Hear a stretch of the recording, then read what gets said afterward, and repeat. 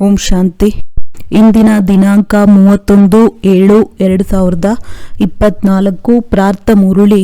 ಬಾಪ್ತಾದ ಮಧುಬನ. ಮಧುರ ಮಕ್ಕಳೇ, ನೀವು ತಮ್ಮ ಸಮಯವನ್ನು ವ್ಯರ್ಥ ಮಾಡಬಾರದು. ಒಳಗೆ ಜ್ಞಾನದ ಸ್ಮರಣೆ ಮಾಡುತ್ತಾ ಇರಿ, ಆಗ ನಿದ್ರಾಜೀತರಾಗುತ್ತೀರಿ. ಆಕಳಿಕೆ ಇತ್ಯಾದಿ ಬರುವುದಿಲ್ಲ. ಪ್ರಶ್ನೆ: ನೀವು ಮಕ್ಕಳು ತಂದೆಗೆ ಏಕೆ ಬಲಿಯಾರಿಯಾಗಿದ್ದೀರಿ? ಬಲಿಯಾರಿಯಾಗುವ ಅರ್ಥವೇನಾಗಿದೆ? ಉತ್ತರ: ಬಲಿಯಾರಿಯಾಗುವುದು ಎಂದರೆ ತಂದೆಯ ನೆನಪಿನಲ್ಲಿ ಸಮಾವೇಶವಾಗಿ ಬಿಡುವುದು. ಯಾವಾಗ ತಂದೆಯ ನೆನಪಿನಲ್ಲಿ ಸಮಾವೇಶವಾಗಿ ಬಿಡುತ್ತೀರೋ ಆಗ ಆತ್ಮಾರೂಪಿ ಬ್ಯಾಟರಿಯು ಚಾರ್ಜ್ ಆಗುತ್ತಾ ಹೋಗುತ್ತದೆ. ಆತ್ಮಾರೂಪಿ ಬ್ಯಾಟರಿಯು ನಿರಾಕಾರ ತಂದೆಯೊಂದಿಗೆ ಜೋಡಿಸಲ್ಪಟ್ಟಾಗ ಬ್ಯಾಟರಿಯು ಚಾರ್ಜ್ ಆಗಿ ಬಿಡುತ್ತದೆ.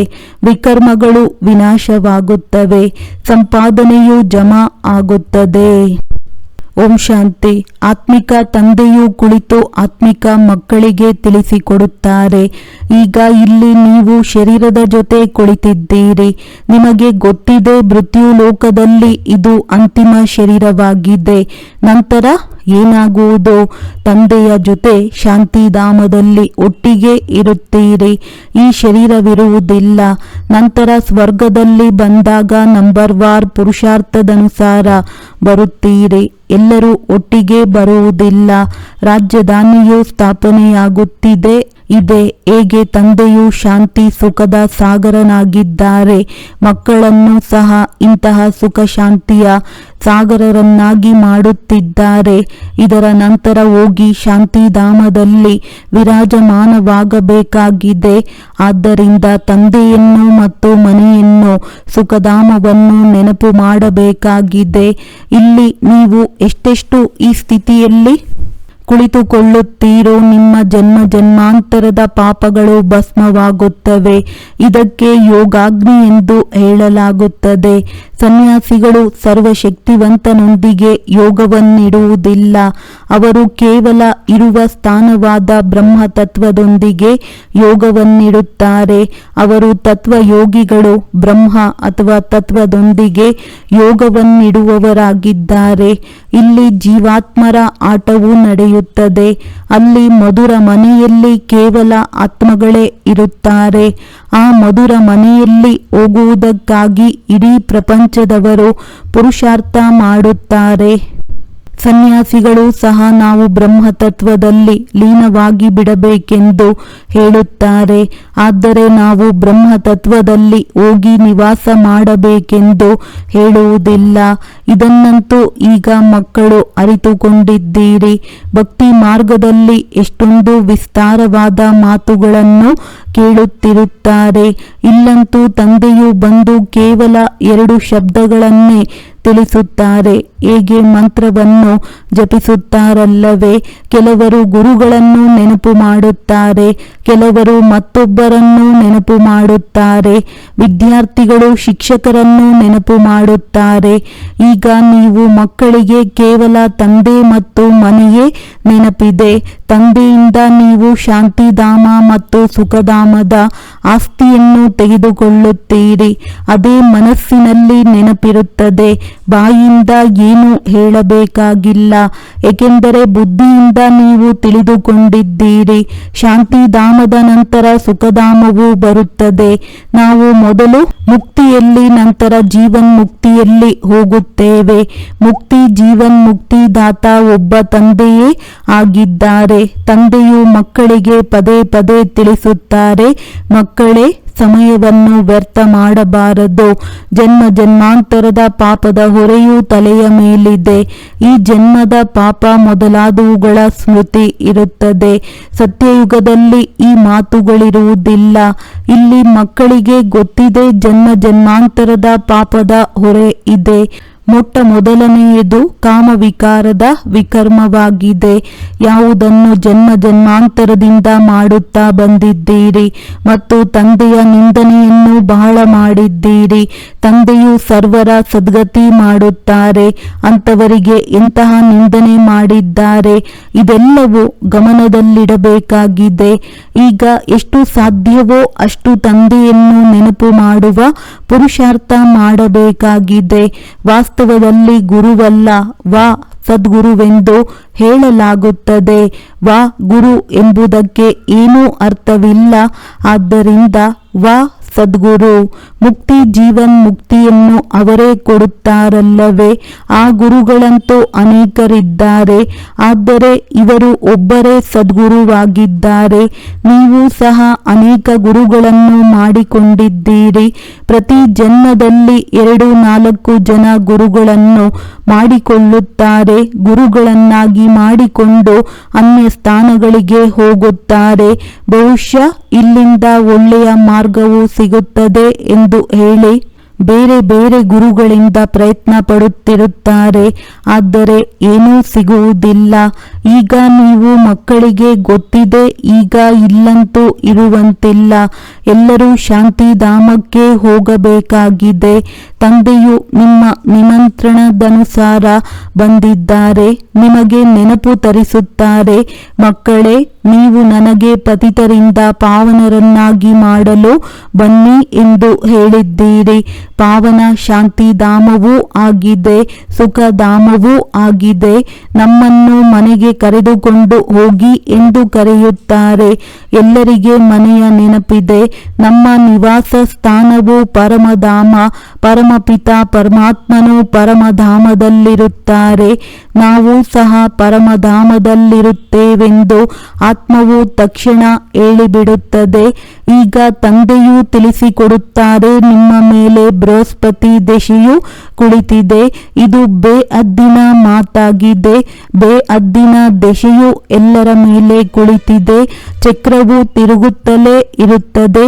ನಾವೇ ಸುಖದಿಂದ ದುಃಖದಲ್ಲಿ ಮತ್ತೆ ದುಃಖದಿಂದ ಸುಖದಲ್ಲಿ ಬರುತ್ತೇವೆ. ಶಾಂತಿಧಾಮ, ಸುಖಧಾಮ ಮತ್ತೆ ಈ ದುಃಖಧಾಮ.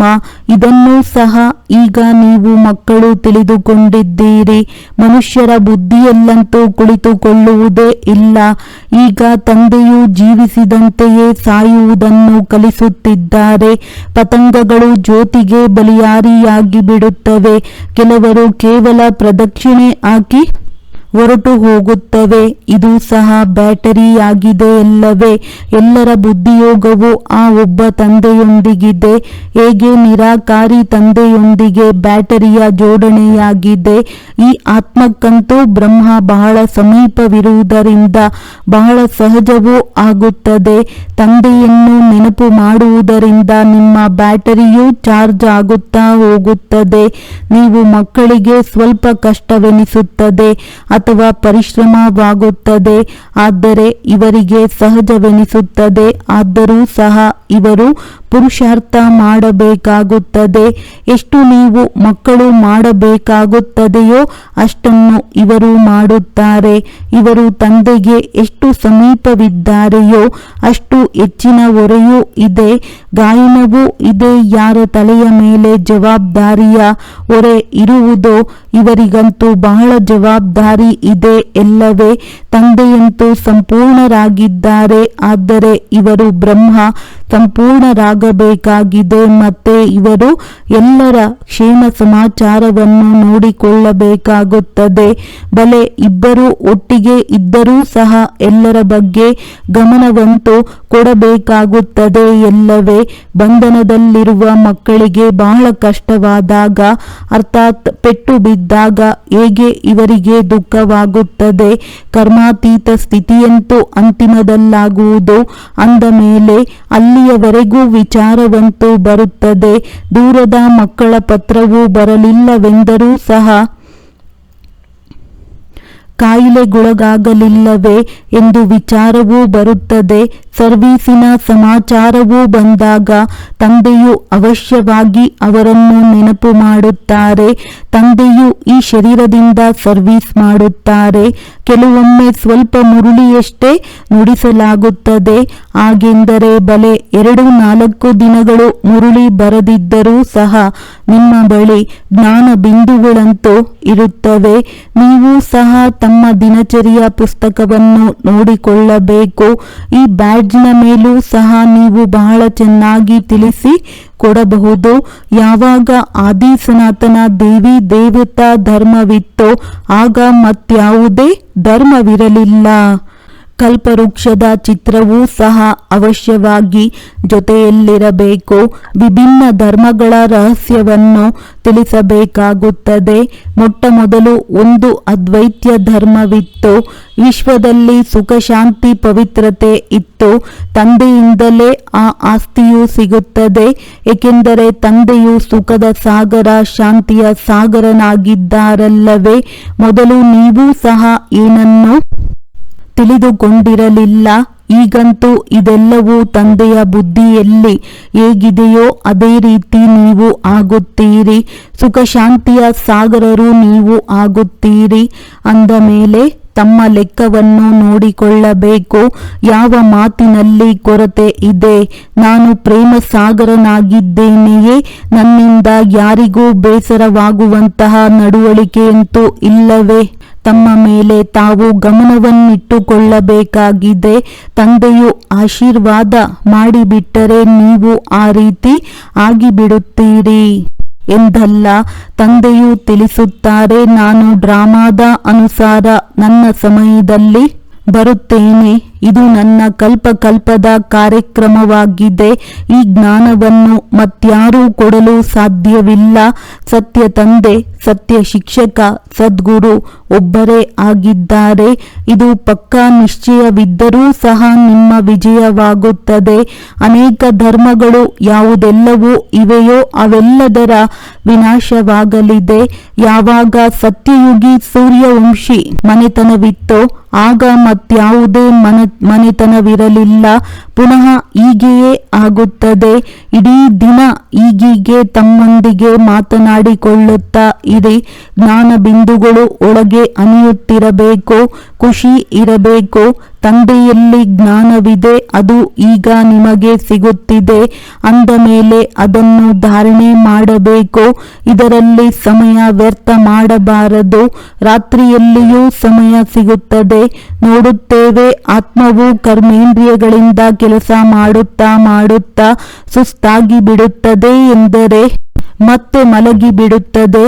ತಂದೆಯು ನಿಮ್ಮ ಭಕ್ತಿ ಮಾರ್ಗದ ಎಲ್ಲ ದಣಿವನ್ನು ದೂರ ಮಾಡಿ ಅವಿಶ್ರಾಂತರನ್ನಾಗಿ ಮಾಡುತ್ತಾರೆ. ಹೇಗೆ ಆತ್ಮವು ರಾತ್ರಿಗೆ ಸುಸ್ತಾಗಿ ಬಿಡುತ್ತದೆ ಎಂದರೆ ಶರೀರದಿಂದ ಬೇರೆಯಾಗಿ ಬಿಡುತ್ತದೆ. ಇದಕ್ಕೆ ನಿದ್ರೆ ಎಂದು ಹೇಳಲಾಗುತ್ತದೆ. ಅಂದಾಗ ಮಲಗುವವರು ಯಾರು? ಆತ್ಮದ ಜೊತೆ ಕರ್ಮೇಂದ್ರಿಯಗಳು ಮಲಗಿ ಬಿಡುತ್ತದೆ. ಅಂದಾಗ ರಾತ್ರಿ ಮಲಗುವ ಸಮಯದಲ್ಲಿ ತಂದೆಯನ್ನು ನೆನಪು ಮಾಡುತ್ತಾ ಈ ರೀತಿ ವಿಚಾರಗಳನ್ನು ಮಾಡುತ್ತಾ ಮಲಗಿ ಬಿಡಬೇಕು. ಅಂತಿಮದಲ್ಲಿ ದಿನರಾತ್ರಿ ನಿದ್ರೆಯನ್ನು ಗೆಲ್ಲುವವರು ಸಹ ಆಗಲು ಸಾಧ್ಯತೆ ಇದೆ. ನಂತರ ನೆನಪಿನಲ್ಲಿಯೇ ಇರುತ್ತೀರಿ. ನಂತರ ಖುಷಿ ಇರುತ್ತದೆ. ಆಗ 84 ಜನ್ಮಗಳ ಚಕ್ರವನ್ನು ತಿರುಗಿಸುತ್ತಾ ಇರುತ್ತೀರಿ. ಆಕಳಿಕೆ ಅಥವಾ ತೂಕಡಿಕೆ ಬರುವುದಿಲ್ಲ. ನಿದ್ರೆಯನ್ನು ಗೆಲ್ಲುವ ಮಕ್ಕಳೇ ಸಂಪಾದನೆಯಲ್ಲೆಂದು ನಿದ್ರಿಸಬಾರದು. ಯಾವಾಗ ಜ್ಞಾನದಲ್ಲಿ ಮಸ್ತರಾಗಿ ಬಿಡುತ್ತೀರಿ ಆಗ ನಿಮ್ಮ ಆ ಸ್ಥಿತಿ ಇರುವುದು. ಇಲ್ಲಿ ನೀವು ಸ್ವಲ್ಪ ಸಮಯ ಕುಳಿತುಕೊಳ್ಳುತ್ತೀರೆಂದರೂ ಸಹ ಎಂದು ಆಕಳಿಕೆ ಅಥವಾ ತೂಕಡಿಕೆಯು ಬರಬಾರದು. ಬೇರೆ ಬೇರೆ ಕಡೆ ಗಮನ ಹೋಗುವುದರಿಂದ ಆಕಳಿಕೆ ಬರುತ್ತದೆ. ನೀವು ಮಕ್ಕಳು ಇದನ್ನೂ ಸಹ ಗಮನದಲ್ಲಿಡಬೇಕು. ನಾವು ಅನ್ಯರನ್ನೂ ಸಹ ನಮ್ಮ ಸಮಾನ ಮಾಡಿಕೊಳ್ಳಬೇಕಾಗಿದೆ. ಪ್ರಜೆಗಳಂತೂ ಬೇಕಲ್ಲ. ಬೇಕಲ್ಲವೇ? ಇಲ್ಲವೆಂದರೆ ಹೇಗೆ ರಾಜರಾಗುತ್ತೀರಿ? ಧನದಾನ ಮಾಡಿದರೆ ಧನವು ಖಾಲಿಯಾಗುವುದಿಲ್ಲ. ದಾನ ಮಾಡುತ್ತಾ ಇದ್ದರೆ ಎಂದು ಮುಗಿಯುವುದಿಲ್ಲವೆಂದು ಅನ್ಯರಿಗೆ ತಿಳಿಸುತ್ತೀರಿ. ದಾನ ಮಾಡದಿದ್ದರೆ ಜಮಾ ಆಗುವುದಿಲ್ಲ. ಮನುಷ್ಯರಂತೂ ಬಹಳ ಜಿಪುಣರಾಗಿರುತ್ತಾರೆ. ಹಣವನ್ನು ಕುರಿತು ಜಗಳ ಕಲಹಗಳಾಗಿ ಬಿಡುತ್ತದೆ. ಇಲ್ಲಿ ತಂದೆಯು ತಿಳಿಸುತ್ತಾರೆ, ನಾನು ನಿಮಗೆ ಈ ಅವಿನಾಶಿ ಧನವನ್ನು ಕೊಡುತ್ತೇನೆ, ನೀವು ಮತ್ತೆ ಅನ್ಯರಿಗೆ ಕೊಡುತ್ತಾ ಇರಿ. ಇದರಲ್ಲಿ ಜಿಪುಣರಾಗಬಾರದು. ದಾನ ನೀಡುವುದಿಲ್ಲವೆಂದರೆ ಅರ್ಥ ನಿಮ್ಮಲ್ಲಿಯೇ ಇಲ್ಲವೆಂದರ್ಥ. ಈ ಸಂಪಾದನೆಯೇ ಹೀಗಿದೆ, ಇದರಲ್ಲಿ ಯುದ್ಧ ಮೊದಲಾದ ಮಾತಿಲ್ಲ. ಇದಕ್ಕೆ ಗುಪ್ತವೆಂದು ಹೇಳಲಾಗುತ್ತದೆ. ನೀವು ಗುಪ್ತ ಸೈನಿಕರಾಗಿದ್ದೀರಿ. ಪಂಚವಿಕಾರಗಳ ಜೊತೆ ನೀವು ಹೋರಾಡುತ್ತೀರಿ. ನಿಮಗೆ ಗುಪ್ತ ಸೈನಿಕರೆಂದು ಹೇಳಲಾಗುತ್ತದೆ. ಕಾಲಾಳುಗಳ ಸಂಖ್ಯೆಯು ಹೆಚ್ಚಿನದಾಗಿರುತ್ತದೆ. ಇಲ್ಲಿಯೂ ಹಾಗೆಯೇ ಪ್ರಜೆಗಳು ಅನೇಕರಿದ್ದಾರೆ. ಕ್ಯಾಪ್ಟನ್, ಮೇಜರ್ ಮೊದಲಾದವರೆಲ್ಲರೂ ಇದ್ದಾರೆ. ನೀವು ಸೈನ್ಯವಾಗಿದ್ದೀರಿ. ಅದರಲ್ಲಿಯೂ ನಂಬರ್ ವಾರ್ ಇದೆ. ಬಾಬಾ ತಿಳಿಯುತ್ತಾರೆ, ಇವರು ಕಮಾಂಡರ್, ಇವರು ಮೇಜರ್ ಆಗಿದ್ದಾರೆ. ಮಹಾರಥಿ ಕುದುರೆ ಸವಾರರಿದ್ದಾರಲ್ಲವೇ? ಇದಂತೂ ತಂದೆಗೆ ಗೊತ್ತಿದೆ. ಇವರು ತಿಳಿಸಿಕೊಡುವವರಲ್ಲಿ 3 ಪ್ರಕಾರದವರಿದ್ದಾರೆ. ನೀವು ಅವಿನಾಶಿ ಜ್ಞಾನ ರತ್ನಗಳ ವ್ಯಾಪಾರ ಮಾಡುತ್ತೀರಿ. ಹೇಗೆ ಅವರೂ ಸಹ ವ್ಯಾಪಾರವನ್ನು ಕಲಿಸಿಕೊಡುತ್ತಾರೆ. ಗುರುಗಳು ಹೊರಟು ಹೋಗುತ್ತಾರೆಂದರೆ ಅವರ ನಂತರ ಶಿಷ್ಯರು ಕಲಿಸುತ್ತಾರಲ್ಲವೇ?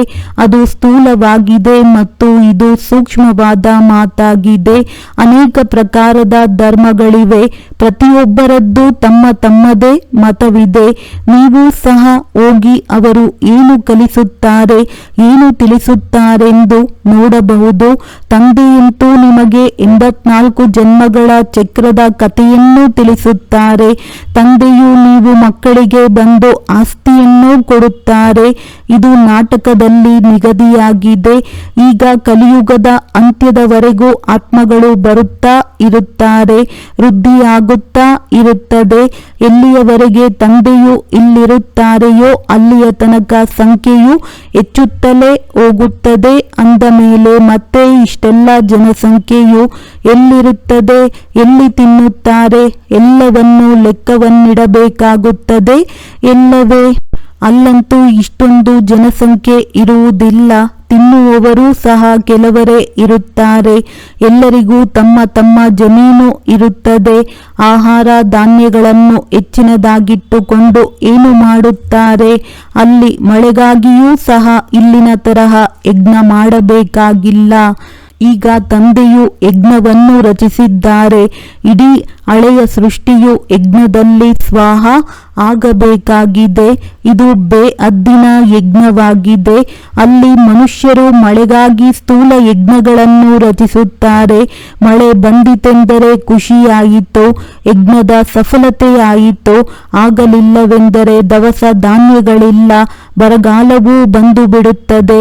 ಬಲೆ ಯಜ್ಞ ಮೊದಲಾದುದನ್ನು ರಚಿಸುತ್ತಾರೆ. ಆದರೆ ಮಳೆಯು ಬರದಿದ್ದರೆ ಏನು ಮಾಡಲು ಸಾಧ್ಯ? ಆಪತ್ತುಗಳಂತೂ ಎಲ್ಲವೂ ಬರಲಿವೆ. ಧಾರಾಕಾರ ಮಳೆ, ಭೂಕಂಪ ಇದೆಲ್ಲವೂ ಆಗಲಿದೆ. ನಾಟಕದ ಚಕ್ರವನ್ನಂತೂ ನೀವು ಮಕ್ಕಳು ತಿಳಿದಿದ್ದೀರಿ. ಈ ಚಕ್ರವು ಬಹಳ ದೊಡ್ಡದಾಗಿರಬೇಕು. ಜಾಹೀರಾತುಗಳನ್ನು ದೊಡ್ಡ ದೊಡ್ಡ ಸ್ಥಾನಗಳಲ್ಲಿ ಹಾಕಿದರೆ ದೊಡ್ಡ ದೊಡ್ಡವರು ಓದುತ್ತಾರೆ. ಅದರಿಂದ ಈಗ ಅವಶ್ಯವಾಗಿ ಪುರುಷೋತ್ತಮ ಸಂಗಮ ಯುಗವಾಗಿದೆ ಎಂದು ತಿಳಿಯುತ್ತಾರೆ. ಕಲಿಯುಗದಲ್ಲಿ ಜನಸಂಖ್ಯೆ ಬಹಳ ಇದೆ. ಸತ್ಯಯುಗದಲ್ಲಿ ಕೆಲವರೇ ಇರುತ್ತಾರೆ. ಅಂದಾಗ ಉಳಿದವರೆಲ್ಲರೂ ಸಹ ಅವಶ್ಯವಾಗಿ ಸಮಾಪ್ತಿಯಾಗಿ ಬಿಡುತ್ತಾರೆ. ಶಿವ ಜಯಂತಿ ಅಂದರೇನೆ ಸ್ವರ್ಗದ ಜಯಂತಿ, ಲಕ್ಷ್ಮೀನಾರಾಯಣರ ಜಯಂತಿ. ಇದು ಬಹಳ ಸಹಜವಾದ ಮಾತಾಗಿದೆ. ಶಿವ ಜಯಂತಿಯನ್ನು ಆಚರಿಸಲಾಗುತ್ತದೆ. ಶಿವ ಬೇಹದ್ದಿನ ತಂದೆಯಾಗಿದ್ದ ಮಾಡಿದ್ದಾರೆ. ಅವರೇ ಸ್ವರ್ಗದ ಸ್ಥಾಪನೆ ಮಾಡಿದ್ದರು. ನೀವು ಸ್ವರ್ಗವಾಸಿಗಳಾಗಿದ್ದೀರಿ. ಇದು ನಿನ್ನೆಯ ಮಾತಾಗಿದೆ. ಇದಂತೂ ಬಹಳ ಸಹಜವಾದ ಮಾತಾಗಿದೆ.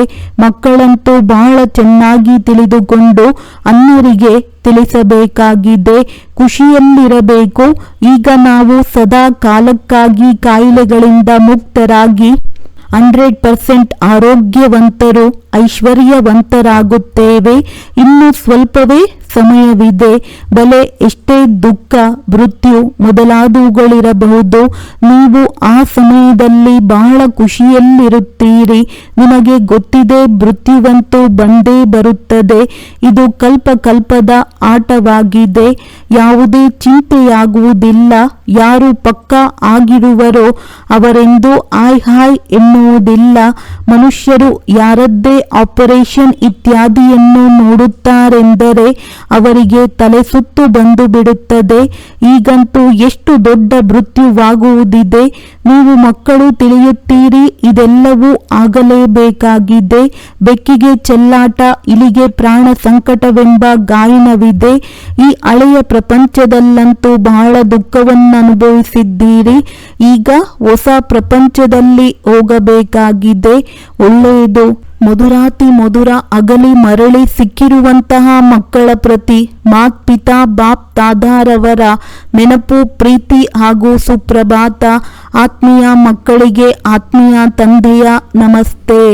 ಧಾರಣೆಗಾಗಿ ಮುಖ್ಯ ಸಾರ: ತಂದೆಯಿಂದ ಅವಿನಾಶಿ ಜ್ಞಾನಧನವನ್ನು ಪಡೆದು ಅನ್ಯರಿಗೂ ದಾನ ಮಾಡಬೇಕಾಗಿದೆ. ಜ್ಞಾನದಾನ ಮಾಡುವುದರಲ್ಲಿ ಜಿಪುಣರಾಗಬಾರದು. ಜ್ಞಾನದ ವಿಚಾರಗಳು ಒಳಗೆ ಅನಿಯುತ್ತಿರಲಿ. ರಾಜರಾಗುವುದಕ್ಕಾಗಿ ಪ್ರಜೆಗಳನ್ನು ಅವಶ್ಯವಾಗಿ ಮಾಡಿಕೊಳ್ಳಬೇಕಾಗಿದೆ. ತಮ್ಮ ಚಾರ್ಟನ್ನು ನೋಡಿಕೊಳ್ಳಬೇಕು. ನಾನು ತಂದೆಯ ಸಮಾನ ಪ್ರೇಮ ಸಾಗರನಾಗಿದ್ದೇನೆಯೇ ಎಂದು ಯಾರಿಗೂ ಬೇಸರ ಪಡಿಸುತ್ತಿಲ್ಲವೇ? ನನ್ನ ನಡವಳಿಕೆಯ ಮೇಲೆ ಪೂರ್ಣ ಗಮನವಿದೆಯೇ?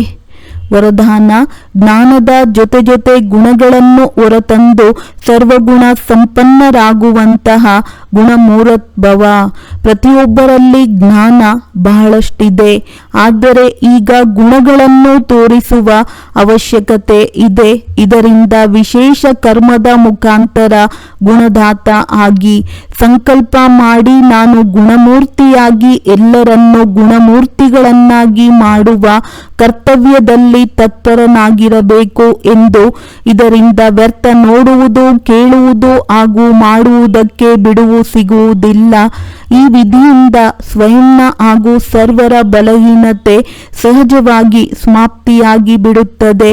ಹಾಗೆ ಇದರಲ್ಲಿ ಪ್ರತಿಯೊಬ್ಬರೂ ತಮ್ಮನ್ನು ನಿಮಿತ್ತ ಎಂದು ತಿಳಿದು ಮೊದಲಿಗರಾಗಿ ಸರ್ವಗುಣ ಸಂಪನ್ನರಾಗುವ ಮತ್ತು ಮಾಡುವುದರಲ್ಲಿ ಉದಾಹರಣೆಯಾಗಿ. ಸ್ಲೋಗನ್: ಮನಸ್ಸಿನ ಮೂಲಕ ಯೋಗದಾನ, ವಾಚಾ ಮೂಲಕ ಜ್ಞಾನದಾನ ಮತ್ತು ಕರ್ಮಣ ಮೂಲಕ ಗುಣಗಳ ದಾನ ಮಾಡಿ. ಒಳ್ಳೆಯದು. ಓಂ ಶಾಂತಿ.